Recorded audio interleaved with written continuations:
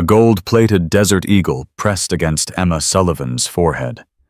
Her service dog Ranger lay whimpering in the snow, blood matting his fur, where the mob boss's son had kicked him. Vincent Castellano's finger tightened on the trigger, his eyes wild with rage. "You should have said yes when I asked nicely," he hissed. Emma closed her eyes, thinking of every soldier she couldn't save in Afghanistan. She refused to beg, but she never saw the shadow moving behind Vincent, a Navy SEAL, who was about to teach this spoiled criminal the terrifying difference between a bully and a warrior. Before we begin, tell us where you're watching from in the comments below. If this story touches your heart, please subscribe and stay until the very end. Now let our story begin. The morning had started like any other for Emma Sullivan. She woke at 0500 military habit she couldn't break even 3 years after her honorable discharge. Ranger was already awake, his warm brown eyes watching her from his bed beside hers, waiting for permission to move. "Good boy," Emma whispered, and the 90-pound German shepherd rose gracefully, padding over to press his cold nose against her palm. This was their ritual. This was how they survived. Emma had served 2 tours in Afghanistan as a combat medic. She had held dying soldiers in her arms, had felt their last breaths against her cheek, had written letters to mothers that no mother should ever receive.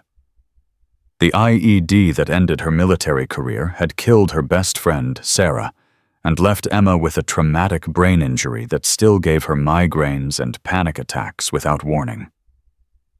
Ranger was her lifeline. Trained to detect her anxiety before it spiraled, he had pulled her back from the edge more times than she could count. Without him, Emma knew she would have become another statistic, another veteran who couldn't find her way home from the war. "Big day today, buddy," she said, scratching behind his ears. "Anniversary." Ranger whined softly, understanding in a way that defied explanation. 3 years ago today, Sarah Mitchell had died in Emma's arms on a dusty road outside Kandahar. Marcus Kane sat on a frozen bench in Boston Common watching his breath fog in the December air. He had been sitting there for 2 hours, not feeling the cold, not feeling much of anything. That was the problem. At 34 years old, Marcus had spent 12 years as a Navy SEAL. He had operated in places that didn't exist on any official map, had done things that would never appear in any report, had saved lives, and taken them with equal precision. He was a weapon honed and perfected by the United States military. But weapons weren't meant to feel. And 3 months ago in Syria, Marcus had felt everything.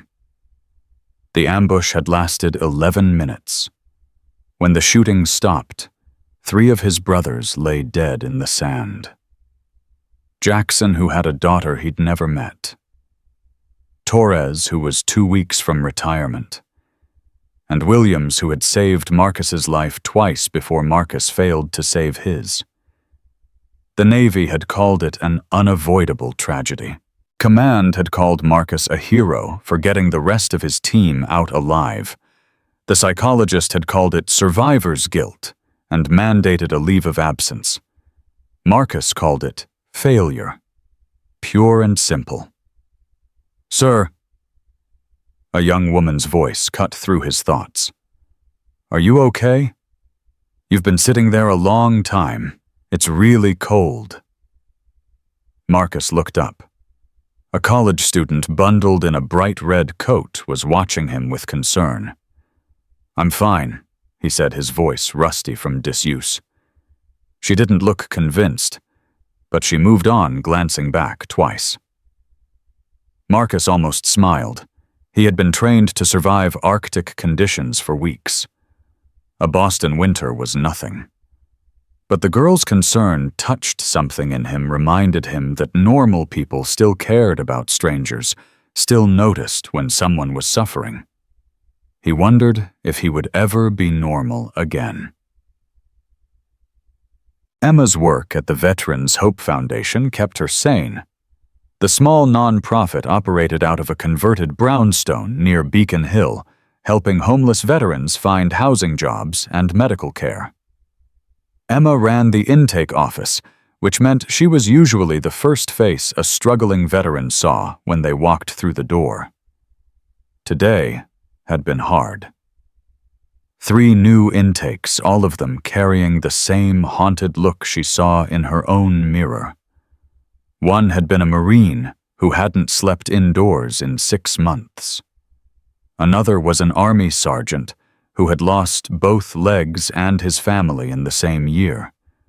The third was a 22-year-old National Guard member who couldn't stop crying. Emma had held her hand for an hour, saying nothing, just being present. Sometimes that was all you could do. By noon, she was exhausted. The anniversary weight pressed down on her chest like a physical thing, making it hard to breathe. "Ranger heel," she said, clipping his service vest in place. "Let's take a walk." The German shepherd fell into step beside her, his presence immediately calming the flutter of anxiety in her stomach. They headed toward Boston Common, their usual route a path that wound past historic buildings and through patches of winter-brown grass. The sky was iron gray, threatening snow. Emma pulled her army surplus jacket tighter and kept walking, focusing on the rhythm of her boots on the pavement, the steady click of Ranger's nails beside her. She didn't notice the black SUV that had been following her for 3 blocks. Vincent Castellano was bored. That was always dangerous. At 28 years old, Vincent had never been told no. His father, Dominic Castellano, controlled the waterfront unions, the construction contracts, and half the politicians in Massachusetts. Vincent had grown up in a world where money solved every problem and power crushed every obstacle. He had also grown up cruel.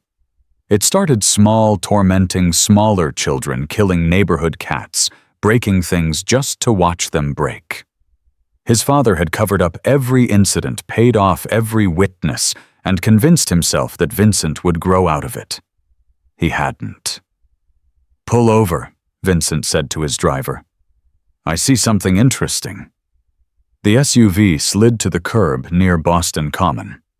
Vincent stepped out, followed by his 2 bodyguards, Sal and Mickey, former enforcers, who had learned that protecting the boss's son was far more profitable than honest work.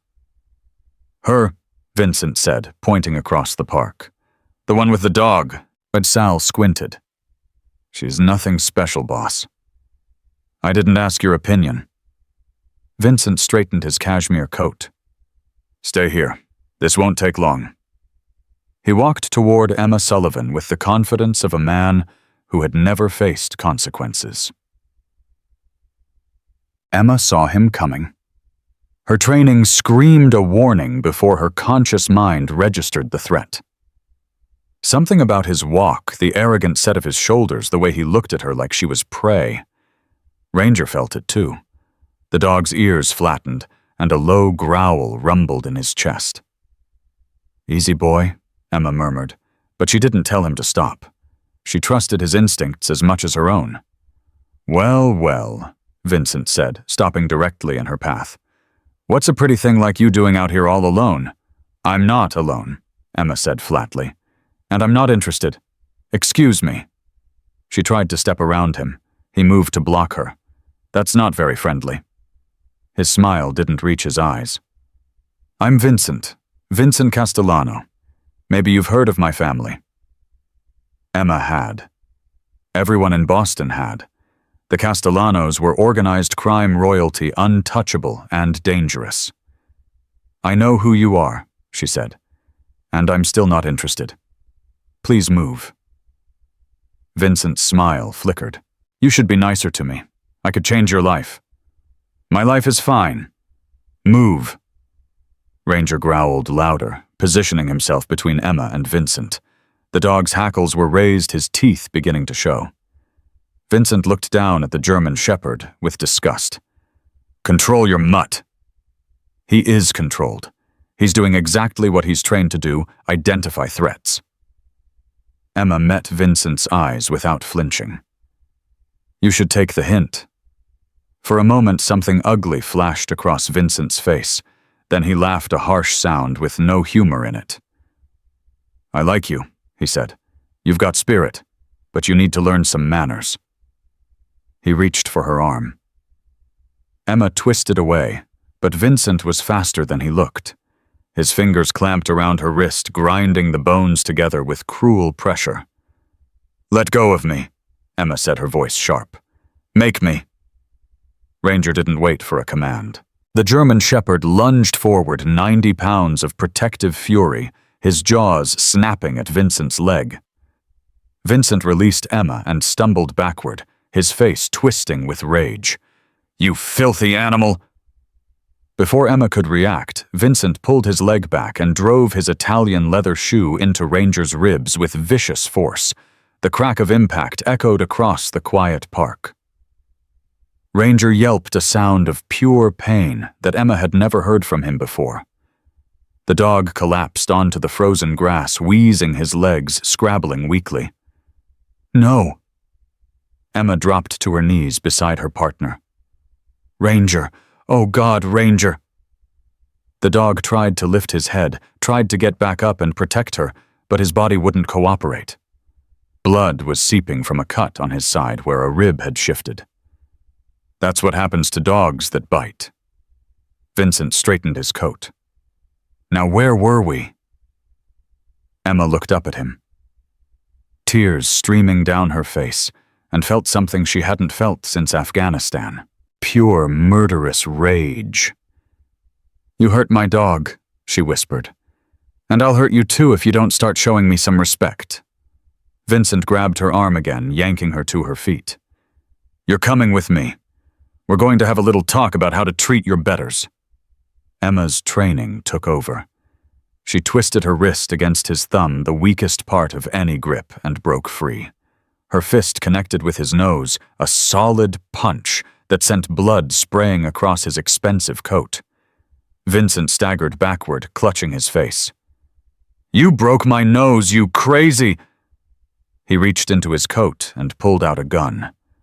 The Desert Eagle looked absurd in his manicured hand, gold-plated and massive, more fashion statement than weapon. But the barrel pointed at Emma's face was deadly serious. Now you've done it, Vincent snarled, blood streaming between his fingers. Do you know how much this coat cost? Do you have any idea who you just attacked? Emma didn't move. She had seen guns before, plenty of them. She had watched bullets tear through her friends. Part of her, the broken part that missed Sarah every single day, almost welcomed what was coming. Go ahead, she said quietly. Pull the trigger. But you better make sure I'm dead, because if I survive, I will spend the rest of my life making you pay for hurting my dog. Vincent's hand trembled, not with fear, with excitement. He liked this. He liked having power over her, liked seeing the defiance in her eyes, and knowing he could snuff it out. Maybe I will, he said. Maybe I'll shoot you right here and tell the cops you attacked me. Who do you think they'll believe? A nobody veteran with a mental condition or the Castellano family? Emma closed her eyes. Sarah, she thought. I'll see you soon. Marcus Kane had watched the entire confrontation unfold. He had noticed the woman with the German shepherd the moment she entered the park. Military bearing, he had thought automatically. The way she moved, the way she scanned her surroundings, the service dog at her side, everything marked her as a veteran. He had noticed the man in the expensive coat, too. Trust fund predator, every instinct warned. The type who took what he wanted, because no one had ever stopped him. When the man blocked the woman's path, Marcus had straightened on his bench. When he grabbed her arm, Marcus had started walking. When he kicked the dog, Marcus had broken into a run. But he was 50 yards away. Too far to stop what happened next. He watched the woman punch the man in the face, watched the man pull a gun, watched the gold-plated barrel hitch toward the woman's forehead. Marcus had failed to save his brothers in Syria. He had been too slow, too late, too human. He would not fail again. His body shifted into combat mode with the ease of long practice. The world narrowed to the target and the threat. Everything else, the cold, the park, the few scattered witnesses, ceased to exist. He covered the remaining distance in seconds, his approach silent despite his speed. The man with the gun was focused entirely on the woman, drunk on his own power, completely unaware that death was coming up behind him. Marcus reached them just as the man's finger began to tighten on the trigger. Vincent never heard him coming. One moment he was savoring the fear in the woman's eyes the way she had closed them in acceptance of her fate. The next moment an iron hand clamped onto his wrist and twisted. The pain was immediate and overwhelming. Vincent screamed as his arm was wrenched backward at an angle that human joints were not designed to accommodate. The gun fired the shot, going wild, the bullet cracking into a tree trunk 20 feet away. Then the gun was gone, plucked from his nerveless fingers by someone who moved like a ghost. Vincent spun around, his broken wrist clutched to his chest, and found himself staring at a nightmare. The man was tall, broad-shouldered, with dark hair cut military short, and eyes the color of frozen steel. He stood perfectly still, the Desert Eagle held casually at his side, and looked at Vincent the way a wolf looks at a rabbit. "You kicked the dog," the man said. His voice was quiet, almost conversational, but something in it made Vincent's bladder threaten to release. "That was a mistake. Do you know who I am?" Vincent tried to summon his usual arrogance, but his voice came out as a squeak. "I'm Vincent Castellano. My father will— Your father isn't here." The man took a step closer. "And your name means nothing to me." Vincent backed away, stumbling over his own feet. "Sal, Mickey, get over here!" His bodyguards were already running toward them, hands reaching for their weapons. The stranger didn't even glance at them. "Call off your dogs," the stranger said, "or I will." "You're dead." Vincent's fear was transforming back into rage. "You're a dead man walking. I'll have you killed. I'll have your family killed. The stranger moved. It was so fast that Vincent's eyes couldn't track it. One moment the man was standing 3 feet away. The next moment Vincent was on the ground, face pressed into the frozen grass, his arm twisted behind his back, at an angle that sent lightning bolts of agony through his entire body. "Your grip was wrong," the stranger said calmly, kneeling on Vincent's back. "Your stance was amateur, and your threat assessment was non-existent." He leaned closer, his breath warm against Vincent's ear. "You pointed a gun at an unarmed woman. You hurt a dog who was just protecting his owner. In my world, that makes you less than nothing." "Get off me!" Vincent thrashed uselessly. "I'll kill you!" The stranger's grip tightened, and Vincent heard something in his shoulder pop. The scream that tore from his throat was high and thin, the sound of an animal in a trap. "Stop!" The woman's voice cut through Vincent's agony. "Please, you'll kill him." The stranger looked up. Something in his frozen expression shifted when he saw her face. "Would that be a problem?" he asked. The woman was kneeling beside her injured dog, tears still streaming down her cheeks, but her eyes were clear. "He's not worth it. Please, just let the police handle it." Marcus looked at her for a long moment.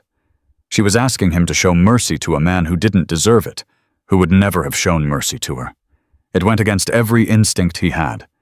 But there was something in her eyes, something that recognized the darkness in him, and wasn't afraid of it. Something that said she had seen that darkness in herself, and had chosen to walk away from it. "The police won't help," Marcus said. "Not with this family." "I know." She stroked the dog's head gently. "But if you kill him, you become something you can't come back from. Trust me. I know about that too." Marcus released Vincent Castellano's arm and stood up. The mob boss's son curled into a fetal position, whimpering, his expensive coat covered in dirt and blood. Sal and Mickey had stopped 10 feet away, their hands frozen halfway to their weapons. They looked at Marcus with the wide eyes of men who had just realized they were outmatched. "Take him and go," Marcus said. "If I see any of you again, the outcome will be different." The bodyguards grabbed their boss and dragged him toward the SUV. Vincent was babbling threats between sobs, promising revenge, promising destruction, promising 100 different varieties of death. Marcus didn't listen. He had already dismissed them as threats. He turned back to the woman and her dog. "How bad is he hurt?" he asked, kneeling beside them. "Ribs," she said, her hands moving over the German shepherd with practiced skill. "At least 2 broken, maybe 3. Possible internal bleeding." She looked up at him. "I'm a medic. Army. Was I mean? I was a medic." "I know, I could tell. How? The way you assessed his injuries, the way you stayed calm when that idiot pointed a gun at you, the way you punched him in the face." A ghost of a smile touched Marcus's lips. Good form, by the way. Despite everything, she almost laughed. "Thanks. I'm Emma. Marcus." Sirens wailed in the distance, growing closer. Emma's face tightened. "The police. That's going to be complicated." Marcus understood immediately. The Castellanos owned half the cops in Boston. What should have been a simple assault case was about to become something much uglier. "Can you move him?" he asked, nodding at the dog. "He shouldn't be moved, but—" She looked toward the approaching sirens, then back at her injured partner. "But we can't stay here." Marcus made a decision. He had learned long ago to trust his instincts, and right now his instincts were screaming that this woman needed protection, that if he walked away and let the system handle this, she would end up destroyed by it. He reached down and carefully lifted the German shepherd into his arms. The dog whimpered, but didn't struggle somehow, understanding that this stranger meant no harm. "My truck is 2 blocks away," Marcus said. "You have somewhere we can take him, somewhere safe." Emma stared at him for a moment.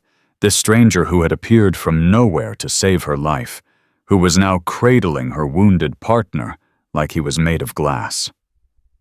"My apartment," she said finally. "I have medical supplies there. I can treat him." "Then let's go."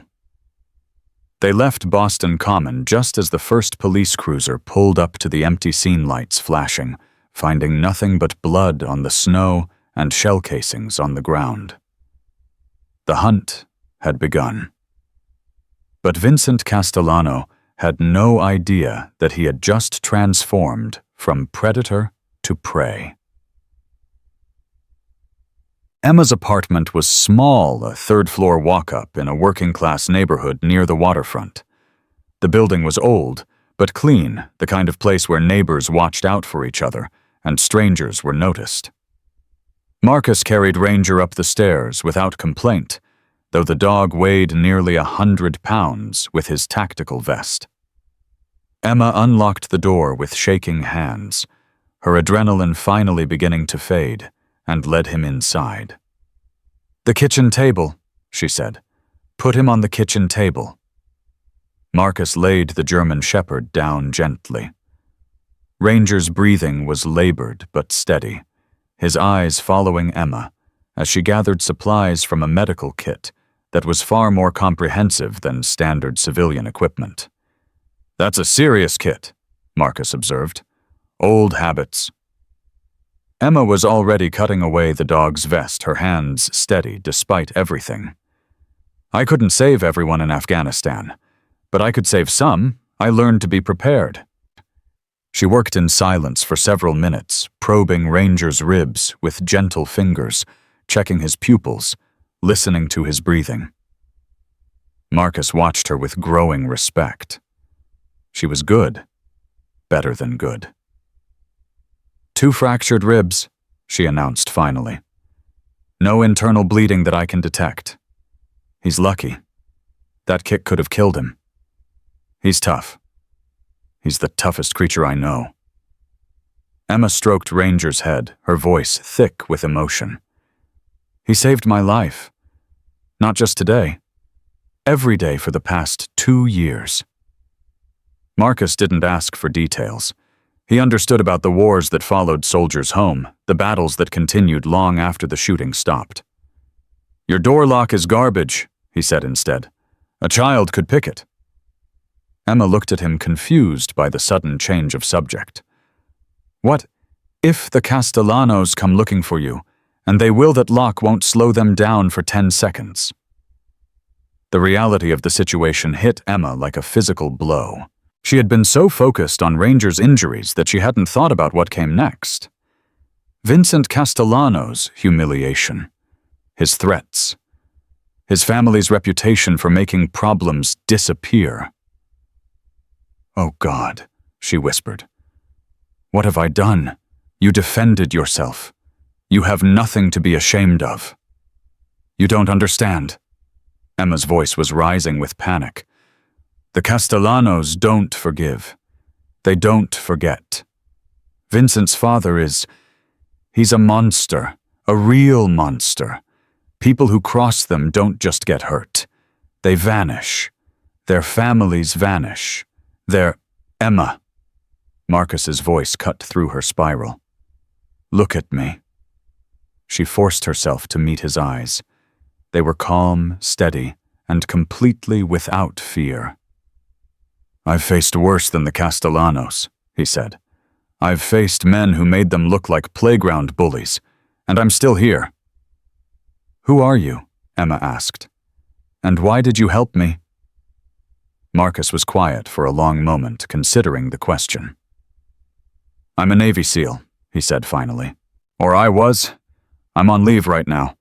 Mandatory psychiatric leave if you want the truth. 3 months ago I watched 3 of my brothers die because I couldn't save them." Emma's breath caught. "I'm sorry." "I've been sitting in that park for 2 weeks trying to figure out why I survived when they didn't. Trying to figure out if there's any point to being alive when you've failed at the only thing that mattered." He looked down at Ranger, who had fallen into an exhausted sleep on the kitchen table. "Then I saw you. I saw that man attack you and your dog, and I saw you refuse to break. And I realized something." He met her eyes again.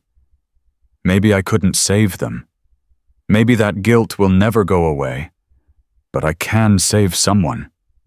Today. Right now. I can stand between the wolves and the people they're trying to hurt. You don't even know me. I know you're a veteran who serves other veterans. I know you love that dog more than yourself. I know you punched a mob boss's son in the face rather than submit to a bully." Marcus shrugged. "That's enough." Emma stared at him, this broken warrior who had appeared from nowhere to save her life, who was now offering to stand between her and an enemy that terrified her. "You can't fight the Castellanos alone," she said. "I won't be alone. You'll be with me." He glanced at the sleeping dog. "And so will he once he's healed." "You're crazy." "Probably." Emma laughed, then a broken sound that was half sob. "I don't even know your last name." "Kane. Marcus Kane. Emma Sullivan." She wiped her eyes with the back of her hand. "I guess we're partners now, Marcus Kane." "I guess we are."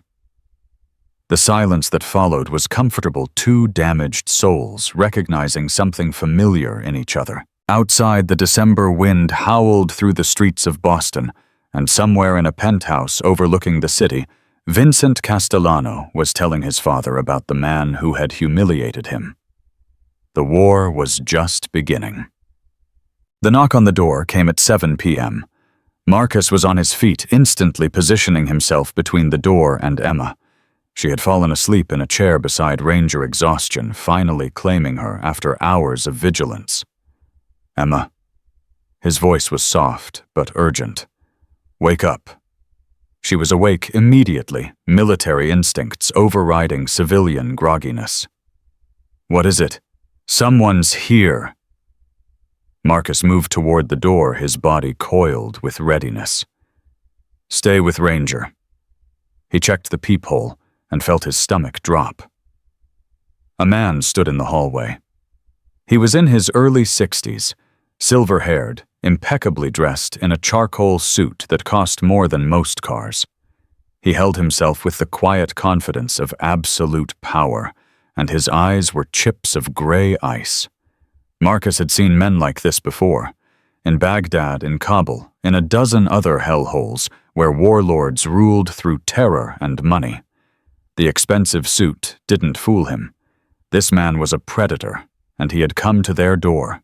Dominic Castellano had arrived. Marcus opened the door before Dominic could knock a second time.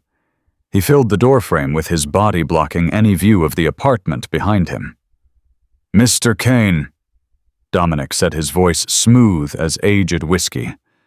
"I was hoping we could have a civilized conversation. How do you know my name? I know everything about everyone who interests me. And you, Mr. Kane, have become very interesting indeed." Dominic's smile didn't reach his eyes. "May I come in?" "No." "That's unfortunate. I had hoped to resolve this matter like gentlemen." Marcus didn't move. "Your son pointed a gun at an unarmed woman. He kicked her service dog. There's nothing gentlemanly about your family." Something flickered in Dominic's gray eyes. Not anger.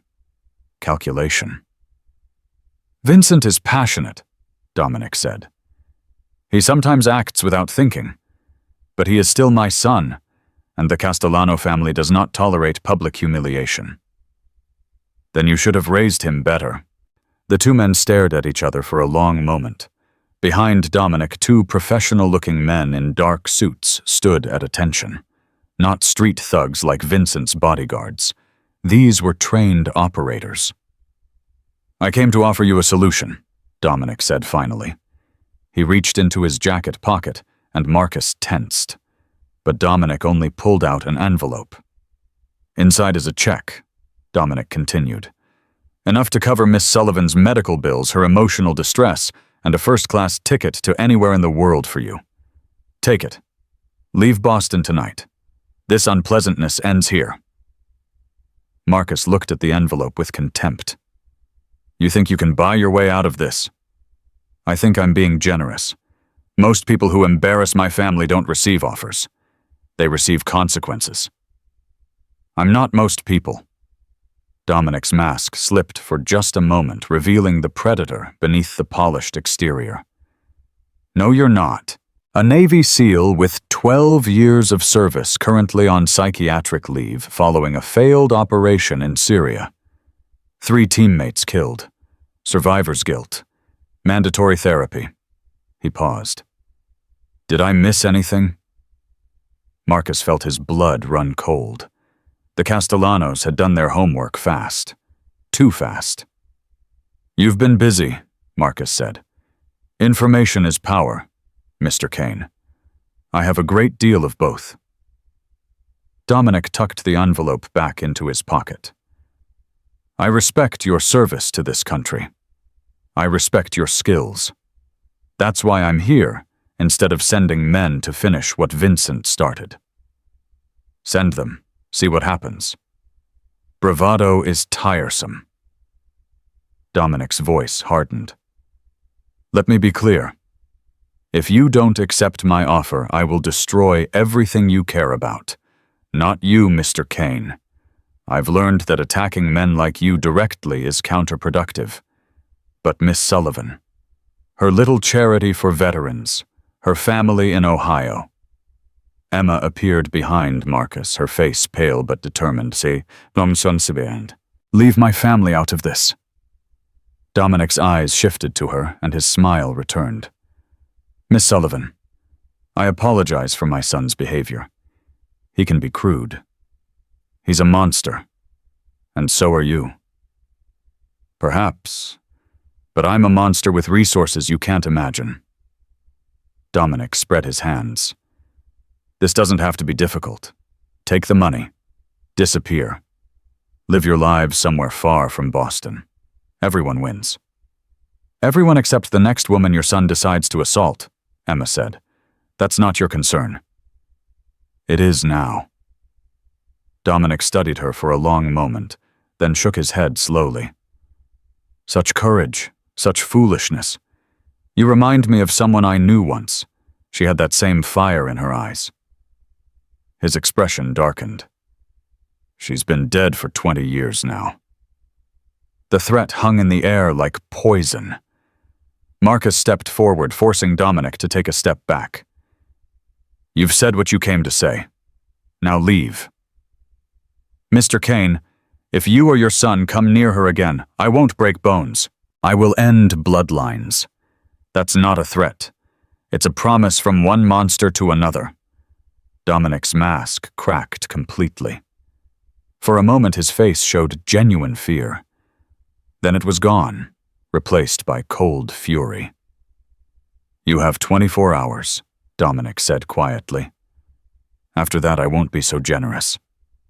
He turned and walked away, his bodyguards falling into step behind him. Marcus watched until they disappeared into the stairwell, then closed and locked the door. Emma was shaking. He knows where my family lives. He knows everything. He's trying to scare you. It's working because that's what men like him do. It should scare you too. Marcus turned to face her. I've been scared before. In Syria, when the bullets were flying and my brothers were dying, fear didn't help them. It won't help us now. So what do? We prepare, and we find leverage. Emma looked at him like he was insane. Leverage against the Castellanos. How? Everyone has secrets. Everyone has weaknesses. Marcus pulled out his phone. I know someone who might be able to help. He dialed a number from memory, one he hadn't used in 2 years. This line is for emergencies only, a crisp voice answered. It's an emergency, Diana. I need a favor.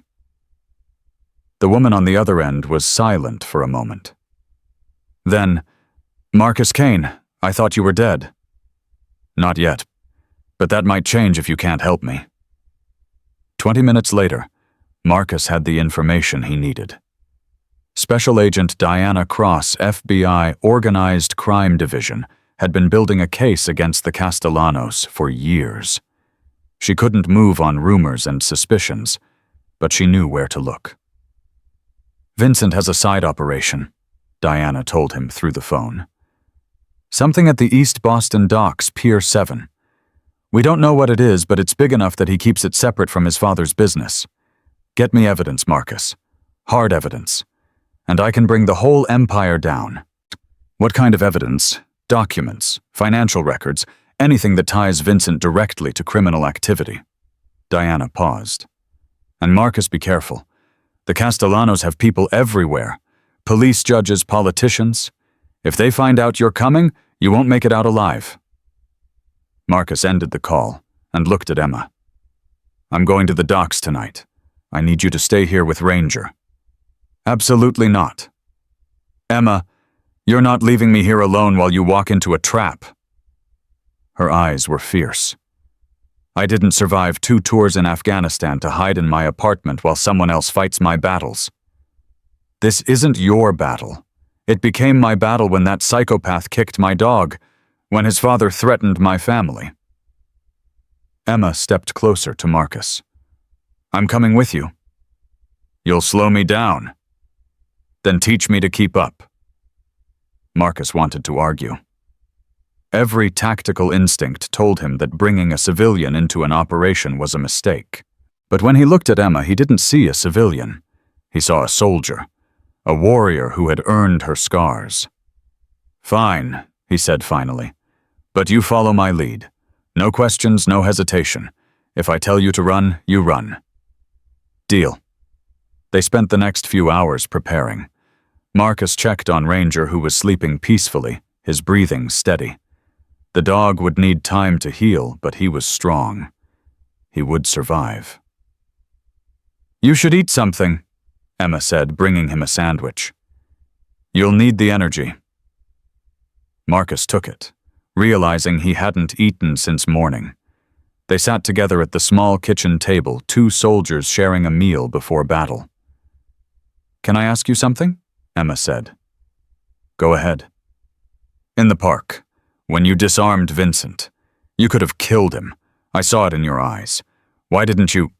Marcus set down his sandwich. Because you asked me not to.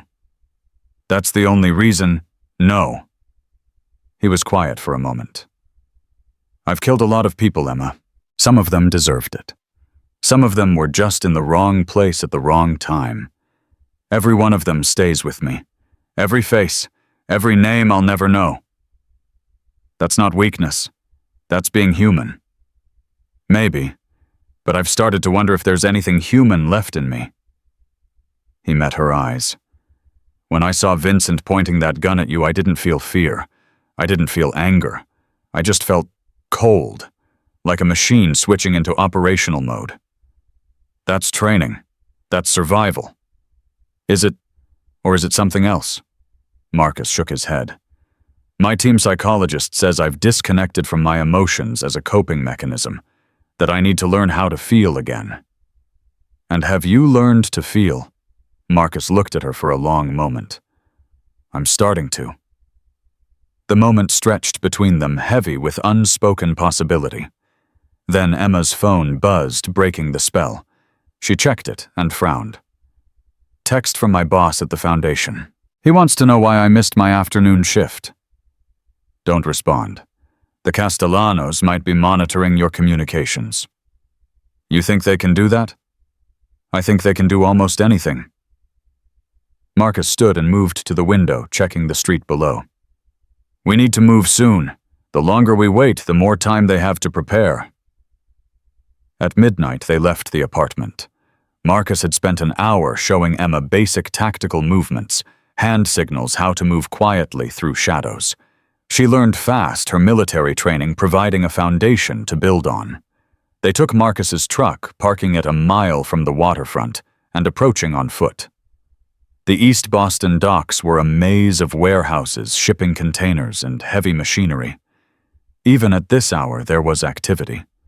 Forklifts moving cargo, trucks rumbling in and out. Pier 7 is on the far side, Marcus whispered. We go slow. We go quiet. First sign of trouble, we abort. Emma nodded, her jaw tight with determination. They slipped through the shadows like ghosts, avoiding the scattered security patrols. Marcus noted that the guards near Pier 7 were different from the others. Better armed, more alert. Military-style automatic weapons instead of handguns. Whatever Vincent was hiding, it was valuable. They reached a row of shipping containers near the water's edge. Marcus held up a fist, signaling Emma to stop. He listened, filtering through the ambient noise of the docks, and heard voices coming from inside the nearest container. He approached the container door and pressed his ear against the cold metal. What he heard made his blood freeze. Crying, whimpering, dozens of voices, all female, all terrified. And underneath it, the sound of chains rattling. Oh God, Emma breathed beside him. What is that? Marcus didn't answer. He pulled out his lockpick and went to work on the padlock. It took him 30 seconds to get it open. The smell hit them first. Sweat, fear, human waste. Marcus had smelled it before in dark places where humanity went to die. He shined a low-light flashlight into the container. Women. At least 30 of them crammed into the metal box like cattle. They ranged in age from teenagers to middle-aged, all of them thin, dirty, terrified. Some were chained to the walls, others huddled together in groups too weak or too scared to move. One of them, a girl who couldn't have been more than 16, looked up at the light. Her eyes were empty, hollow. The eyes of someone who had already given up hope. Please, she whispered in accented English. Please help us. Emma made a sound that was half sob, half scream. Marcus grabbed her arm, keeping her from rushing forward. "We can't help them yet." He said the words like broken glass in his mouth. "If we try to free them now, we'll be caught, and they'll be moved somewhere we'll never find them. We can't leave them here. We have to, for now." Marcus was already taking pictures with his phone documenting the horror. "This is what Diana needs. This is what will bring the Castellanos down. They're human beings, Marcus. I know what they are." His voice cracked. "I know. But if we don't do this right, Vincent will kill them all and destroy the evidence. We need to be smart." Emma stared at the women in the container, tears streaming down her face. Then she nodded once, a jerky movement of acceptance. "Okay," she whispered. "Okay, what do we do?" "We find the records, the proof that ties Vincent directly to this. Then we get out and call Diana." They closed the container door gently, leaving the women in darkness. It was the hardest thing Marcus had ever done, and he had done many hard things. They moved toward a portable office trailer sitting on cinder blocks nearby. This was Vincent's command center. Through the window, Marcus could see it was empty. "Watch my back," he told Emma and slipped inside. The computer on the desk was locked, but Marcus had come prepared. He plugged in a decryption drive and watched the progress bar crawl across the screen copying files. Black ledgers, shipping manifests, buyer lists, names and addresses of people who bought human beings like merchandise. "Marcus!" Emma's voice came through the window, tight with fear. "Someone's coming!" He looked at the progress bar. 70%. "How many?" "2. They're heading this way." 80%. "Stall them." "How?" 90%. Footsteps on the metal stairs outside. The door handle rattled. "I forgot my phone in there," a voice said. Vincent's voice. "Just unlock it, Sal." The lock clicked. 95%. Marcus ripped the drive out of the computer and dove behind a stack of filing cabinets just as the door swung open. Vincent Castellano walked in, followed by his massive bodyguard. His wrist was in a cast, his nose covered with bandages from Emma's punch. He looked terrible. He grabbed his phone from the desk, then paused. His eyes swept the room. "Did you move that chair?" he asked Sal. The bodyguard frowned. "No, boss. Why?" Vincent pulled a gun from his waistband. Not the ridiculous Desert Eagle this time, but a practical Sig Sauer. "Search the room." Marcus didn't wait. He exploded from his hiding place, driving his shoulder into Sal's midsection and sending both men crashing to the floor. Vincent fired the shot, going wide, punching through the thin wall of the trailer. Marcus rolled, coming up behind Sal, using the bodyguard as a shield. He drove an elbow into Sal's temple, dropping him instantly. Vincent stumbled backward, his eyes wild. How did you?" Marcus lunged for him, but Vincent was already running, bursting through the door and screaming for help. "He's here! The SEAL is here! Kill him!" Alarms began to blare. Spotlights swept across the docks. Marcus sprinted after Vincent, but Emma intercepted him. "We have to go, now!" When she was right. The mission had been compromised. They had the evidence. It was time to escape. They ran. Behind them, guards swarmed out of the warehouses like angry wasps. Bullets sparked off the containers around them. Marcus grabbed Emma's hand and pulled her into a narrow gap between two stacks, pressing them both flat against the cold metal. "Stay low. Move fast. Don't stop for anything."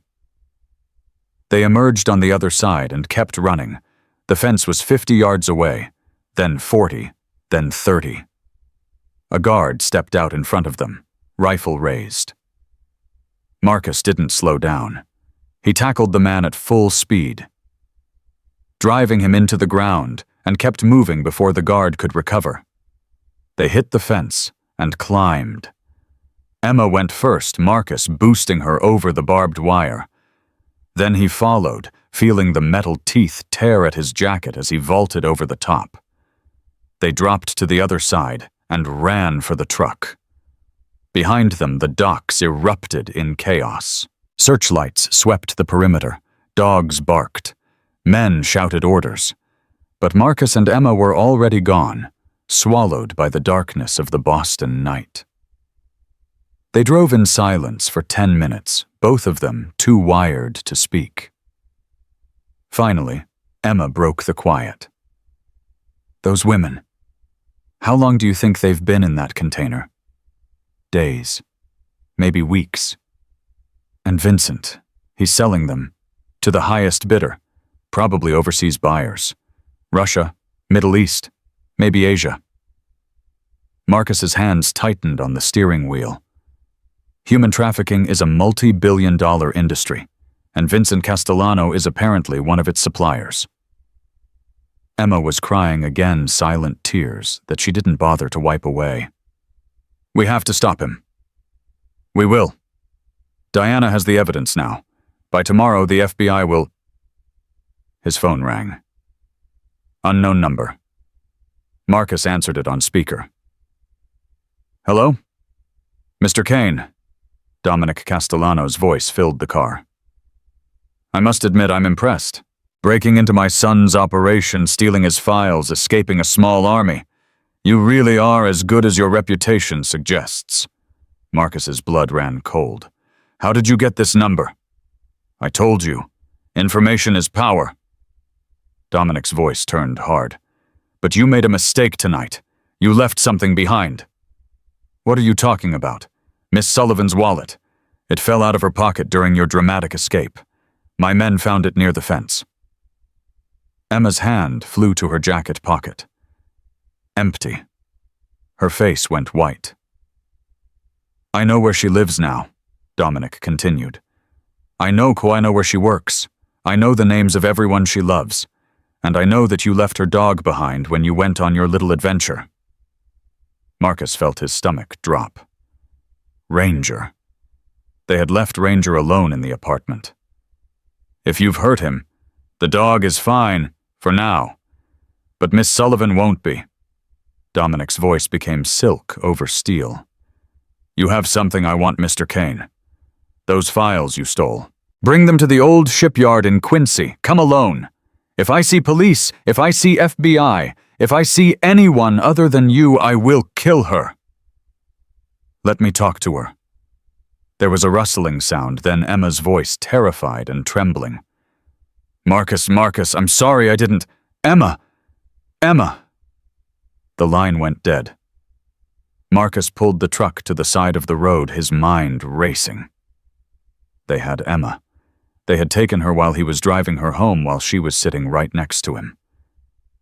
How? He looked at the passenger seat. Empty. His blood turned to ice. The truck. They had bugged the truck while he was in the park. They had been listening the whole time. And when he and Emma had stopped to argue about whether she should come to the docks, someone had taken her. He hadn't even noticed. Marcus slammed his fist against the steering wheel, rage and fear warring inside him. For the first time in years, he didn't know what to do. Then his phone buzzed with a text message. An address. A time. And a picture of Emma, bound and gagged, terror in her eyes. Dominic's final message was simple. 1 hour? Come alone? Or she dies. Marcus stared at the picture. Then he started the truck and drove toward the shipyard. He was walking into a trap. He knew it. But he had failed to save his brothers in Syria. He had failed to protect Emma tonight. He would not fail again. Marcus drove toward Emma's apartment first. He had 45 minutes before Dominic's deadline, and he refused to leave Ranger behind. The dog had fought to protect Emma once. He deserved the chance to fight for her again. He took the stairs 3 at a time, his heart pounding not from exertion, but from fear. If they had hurt Ranger, if they had killed him, while Marcus was playing hero at the docks, the apartment door was intact. Marcus unlocked it and pushed through. Ranger was standing in the middle of the kitchen, hackles, raised teeth bared. The German shepherd had heard him coming and prepared for battle despite his injuries. When he saw Marcus, his posture shifted from aggression to confusion, then to desperate hope. He whined, looking past Marcus toward the empty hallway. "I know, boy." Marcus knelt beside the dog, his voice breaking. "They took her, but we're going to get her back." Ranger understood. Marcus could see it in his eyes, the same intelligence and determination that had made him such an effective service dog. The animal limped toward the door, pausing to look back at Marcus with unmistakable meaning. "What are we waiting for?" Marcus grabbed his tactical gear from the bag he had stashed under Emma's bed. Vest, pistol, knife, flashbangs. He moved with mechanical precision, his mind already calculating angles and approaches. "You shouldn't be doing this," he told Ranger as he checked his ammunition. "You're still hurt." The dog growled softly, dismissing the concern. "Yeah, I figured you'd say that." They left the apartment together, man and dog, moving through the cold Boston night toward a confrontation that one of them might not survive.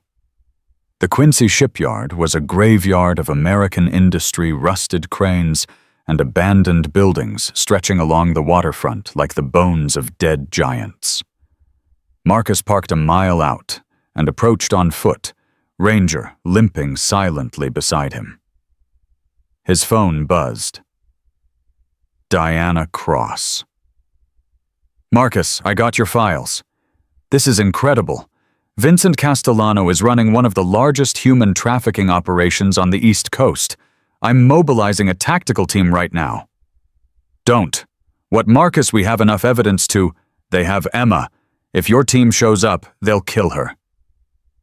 Silence on the line. Then, "How long do you need?" "Give me 1 hour. If you don't hear from me, send everyone you've got." "Marcus." 1 hour, Diana. Please." She exhaled slowly. 1 hour. But if you die, I'm going to be very angry with you. Noted. He ended the call and continued toward the shipyard. The main gate was guarded by 2 men with automatic rifles. Marcus circled around, finding a section of fence that had rusted through. He squeezed through the gap, holding the metal aside for Ranger to follow. They moved through the shadows between buildings, heading toward the central warehouse, where lights blazed against the darkness. Marcus counted guards as they went. 6 on the perimeter, 4 near the main entrance, at least a dozen more inside based on the shadows moving past the windows. 22 men minimum, all armed, all willing to kill. Marcus had faced worse odds, but never with so much at stake. He found a maintenance ladder on the side of an adjacent building and climbed to the roof, Ranger staying hidden in the shadows below. From his elevated position, Marcus could see through the warehouse's grimy skylights. Emma was there, tied to a chair in the center of the floor, surrounded by armed guards. Her face was bruised, her lips split and bleeding, but her eyes were defiant. Even now, even facing death, she refused to break. Dominic Castellano stood nearby, checking his watch with theatrical impatience. Vincent paced behind Emma's chair, his cast-wrapped wrist cradled against his chest, his unbandaged hand holding a gun. "Your boyfriend is late," Vincent said, pressing the gun barrel against Emma's temple. "Maybe he decided you weren't worth the trouble." "He'll come." Emma's voice was steady, despite the terror Marcus knew she must be feeling. "And when he does, you're going to wish you'd never been born." Vincent laughed, a high, cruel sound. "I love this one, Dad. Can I keep her after we kill the seal?" "Focus, Vincent." Dominic's voice carried the weariness of a father who had cleaned up too many of his son's messes. "Mr. Kane is a professional. He won't simply walk through the front door." "Then how?" An explosion ripped through the east wall of the warehouse. Marcus had placed the charge 10 minutes earlier, a small amount of C4 he had kept from his military days. The blast wasn't meant to kill. It was meant to create chaos. And it worked. Guards scattered, shouting in confusion. The lights flickered and died as the explosion severed the main power line. Emergency floods kicked on, casting harsh shadows that created perfect hiding spots for a man who knew how to use them. Marcus dropped through a skylight, landing in a crouch behind a stack of industrial equipment. He had maybe 30 seconds before they organized a response. He moved. The first guard never saw him coming. Marcus emerged from the shadows, wrapped an arm around the man's throat, and squeezed until he went limp. He lowered the body silently and kept moving. The second guard spun toward a sound Marcus had intentionally created, presenting his back. A strike to the base of the skull dropped him instantly. 3, 4, 5. Marcus worked through the confusion like a ghost, each takedown silent and efficient. By the time the remaining guards realized they were being hunted, half their number was already down. "He's here!" someone shouted. "The SEAL is here!" Gunfire erupted, muzzle flashes strobing in the darkness. Marcus ducked behind a concrete pillar as bullets sparked off the metal around him. "Find him!" Dominic's voice cut through the chaos. "Kill him!" Marcus pulled a flashbang from his vest and hurled it toward the largest concentration of guards. He closed his eyes and covered his ears. The explosion was blinding even through his eyelids, the concussive force rattling his teeth. He moved before the ringing stopped, bursting from cover and engaging the disoriented guards. 2 went down to precise shots. A third tried to bring his rifle up, but Marcus was faster, driving a knee into his stomach and an elbow into his jaw. A fourth rushed him from behind. Marcus spun, caught the man's arm, and used his momentum to throw him into a support beam. "Is that all you've got?" Marcus shouted into the darkness. "I've fought children with more skill." He was taunting them, drawing their attention, because somewhere in this warehouse Emma was still tied to a chair and Vincent still had a gun to her head. "Impressive, Mr. Kane," Dominic's voice echoed through the space.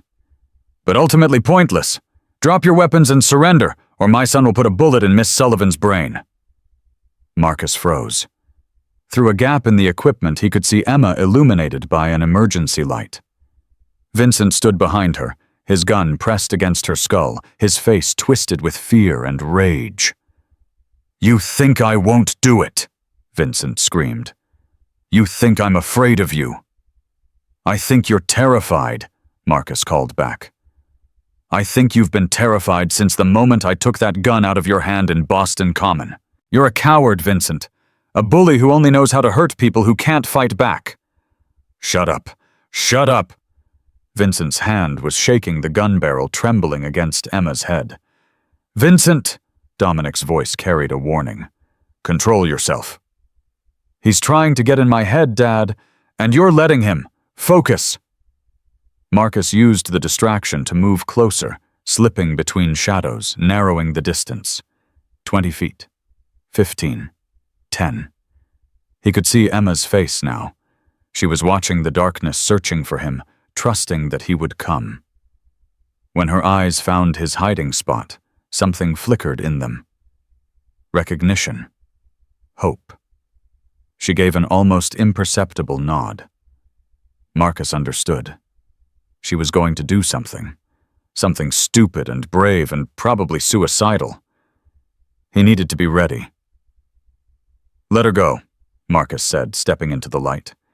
He held his hands up, his pistol dangling from one finger. "I'm the one you want. She's got nothing to do with this." "On the contrary," Dominic said smoothly. "She has everything to do with this. She's the reason you're here. The reason you risked everything. Love makes us vulnerable, Mr. Kane. It's our greatest weakness." "Love," Marcus shook his head. "I barely know her. And yet here you are, surrendering yourself for her life. If that's not love, it's something close enough. Dominic gestured to his remaining guards. Take him. 3 men approached Marcus, weapons raised. He let them get close. Let them think he was beaten. Now, he said quietly. Emma threw herself sideways chair, and all crashing into Vincent's legs. The gun went off the bullet, punching through the ceiling instead of her skull. Vincent stumbled, falling over the tangled mess of chair and woman. Marcus exploded into motion. He disarmed the first guard with a wrist lock that snapped bone. The second guard's rifle became Marcus's weapon, the stock slamming into its former owner's temple. The third tried to run. Marcus put him down with a single shot to the leg. Vincent was screaming, struggling to untangle himself from Emma and the chair. He raised his gun, aiming at her exposed back. Marcus threw his knife. It wasn't a killing blow. He didn't have time to aim for anything vital. The blade buried itself in Vincent's forearm, and he shrieked, dropping the gun and clutching his wounded arm. My arm! He stabbed my arm. Marcus crossed the distance in 3 strides and drove his fist into Vincent's face. Once, twice, 3 times. The mob boss's son crumpled to the ground, unconscious or dead. Marcus didn't care which. He turned to Emma, pulling the knife from his vest sheath to cut her bonds. Are you okay? Did they hurt you? I'm fine. I'm fine. She was crying, laughing, shaking all at once.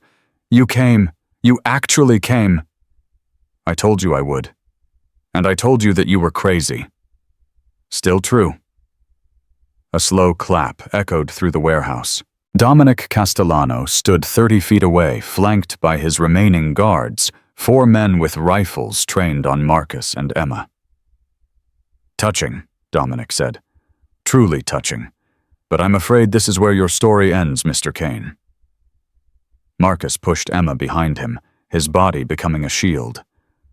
It doesn't have to end this way, Dominic. The FBI has your files.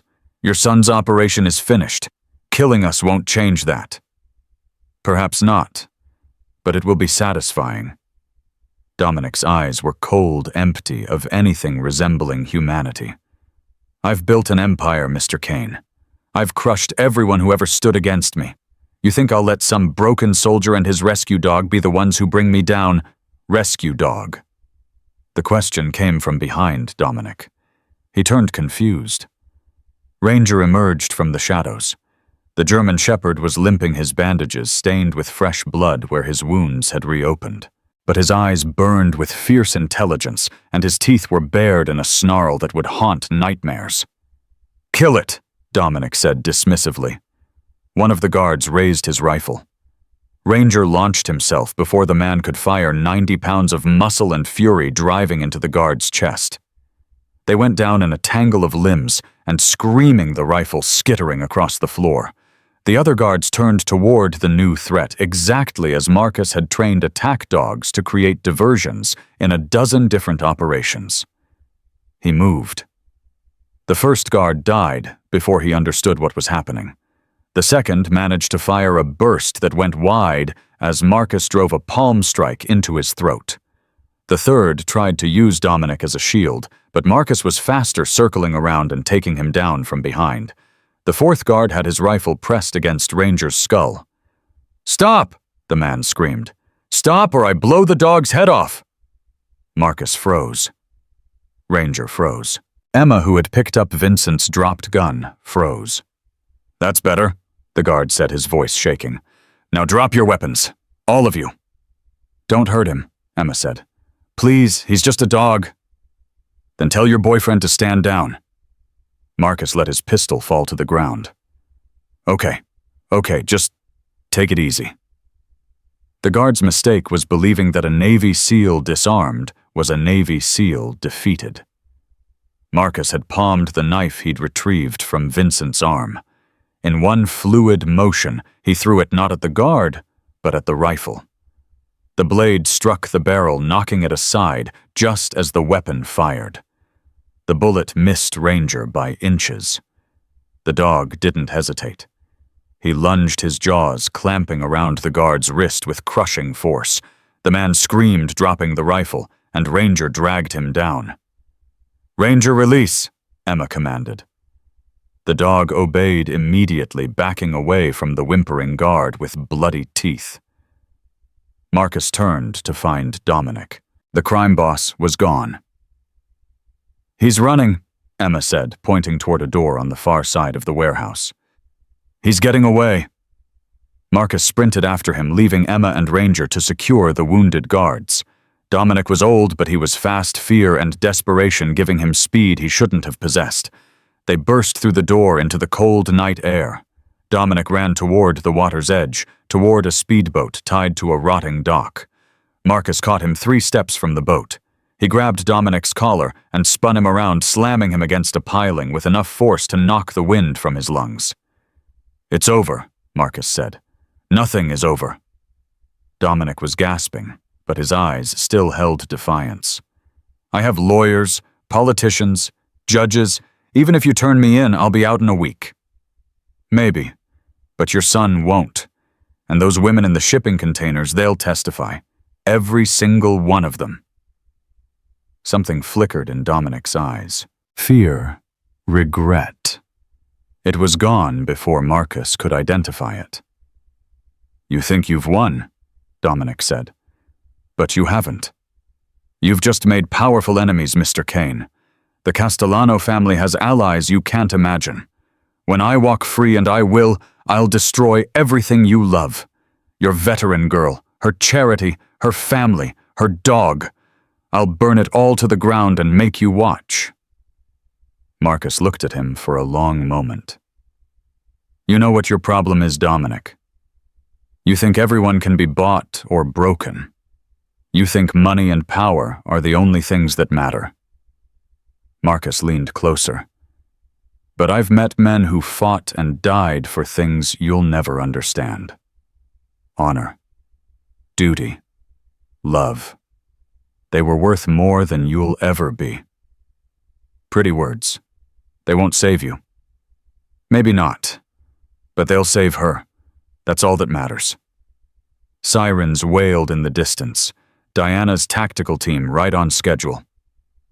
Marcus dragged Dominic back toward the warehouse where Emma stood waiting with Ranger at her side. The dog's tail wagged when he saw Marcus, a small gesture of triumph. "Is it over?" Emma asked. Marcus looked at the unconscious Vincent, the groaning guards, the handcuffed Dominic. He looked at the woman who had refused to break, and the dog who had fought, despite his injuries. "This part is," he said. "The rest, we'll figure out together." Emma threw her arms around him, burying her face against his chest. Marcus held her tightly, feeling something in his chest crack open, something that had been frozen since Syria. Ranger pressed against both of them, completing the circle. The FBI tactical team found them like that 3 survivors clinging to each other amid the wreckage of an empire. Diana Cross was the first through the door. She took in the scene with professional efficiency, then allowed herself a small smile. "I told you not to die," she said to Marcus. "I listened." "First time for everything," she gestured to her team. "Secure the Castellanos, and someone get a medic for that dog." As agents swarmed through the warehouse, Marcus guided Emma outside. The first rays of dawn were breaking over the Boston skyline, painting the clouds in shades of pink and gold. "What happens now?" Emma asked. Now you go home. You rest. You let Ranger heal." Marcus brushed a strand of hair from her face. "And when this is all over, when the trials are done and the Castellanos are behind bars, I'd like to take you to dinner." Emma laughed, a sound of pure relief and exhaustion. "You just fought through an army of armed guards to rescue me, and you're asking me to dinner. I believe in doing things properly." She kissed him, then a brief, fierce press of lips that carried more emotion than words could express. "Yes," she said when they broke apart. "Yes, I'll go to dinner with you. But first you're buying Ranger the biggest steak in Boston." The German shepherd's ears perked up at the word steak. Marcus smiled a real smile, the first one that had reached his eyes in months. Deal. Behind them, Dominic and Vincent Castellano were being loaded into separate FBI vehicles. Vincent was still unconscious. Dominic was awake, his gray eyes tracking Marcus with undisguised hatred. But Marcus didn't care about the crime boss's fury. He didn't care about the threats or the promises of revenge. For the first time since Syria, he felt something other than guilt and emptiness. He felt hope. The morning sun climbed higher, and Marcus Kane walked into the light with Emma Sullivan at his side, and Ranger limping proudly behind them. The war wasn't over. There would be trials, testimonies, threats, and challenges ahead. But for now, in this moment, they had won. And that was enough. The federal courthouse in Boston had never seen a crowd like this. 3 days after the raid on the Quincy shipyard, every news van in New England was parked outside their satellite dishes pointed skyward like mechanical flowers seeking the sun. Emma Sullivan watched the chaos from the window of Diana Cross's office Ranger resting at her feet. The German shepherd's wounds were healing well. The veterinarian had called him a miracle patient, but he still moved with a slight limp that might never fully disappear. "You don't have to do this," Diana said, studying Emma with concern. "Your written statement is enough. The evidence speaks for itself." "No." Emma's voice was firm despite the tremor in her hands. "Those women in the shipping containers deserve to see someone stand up and say what happened. They deserve to know they're not alone." Marcus stood near the door, his arms crossed, his face unreadable. He hadn't left Emma's side since the shipyard, sleeping on her couch, walking her to work, watching for threats that might emerge from the shadows of the Castellano empire. "The defense attorneys will try to destroy you," Marcus said quietly. "They'll dig up everything. Your service record, your medical history, your PTSD diagnosis. Let them try." Emma turned from the window, her jaw set. "I've faced worse than lawyers." Diana nodded with something like respect. "Okay, court convenes in 20 minutes. I'll be right there with you." The courtroom was packed. Emma walked down the center aisle with her head high, refusing to look at the defense table where Dominic and Vincent Castellano sat in matching orange jumpsuits. She could feel their eyes on her, Vincent's full of hatred, Dominic's calculating and cold. Marcus took a seat in the front row, Ranger beside him. The dog's presence had been allowed as an emotional support animal, a small victory that Diana had fought hard to win. "State your name for the record," the prosecutor said. "Emma Sullivan." "And what is your occupation, Miss Sullivan?" "I work at the Veterans Hope Foundation in Boston. We help homeless veterans find housing and medical care." "Can you describe for the court what happened on the afternoon of December 14th? Emma took a breath and began to speak. She told them about the attack in Boston Common, about Vincent's cruelty, his casual violence, the way he had kicked Ranger without hesitation or remorse. She told them about the gun pressed against her forehead, about closing her eyes and preparing to die. She told them about Marcus. "He came out of nowhere," Emma said, her voice steady. "I thought I was alone. I thought no one would help. But he did. He risked his life for a stranger." Objection. Vincent's attorney was on his feet. "The witness is characterizing Mr. Castellano as the aggressor when he was clearly defending himself against an attack by her animal." "Overruled. Continue, Miss Sullivan." Emma continued. She described the kidnapping, the terror of waking up in a strange place with a gun to her head. She described the warehouse, the guards, the moment she threw herself sideways to give Marcus a chance.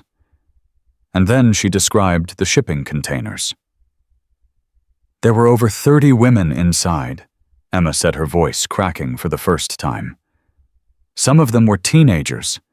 They had been there for days, maybe weeks, no food, no water, chained to the walls like animals.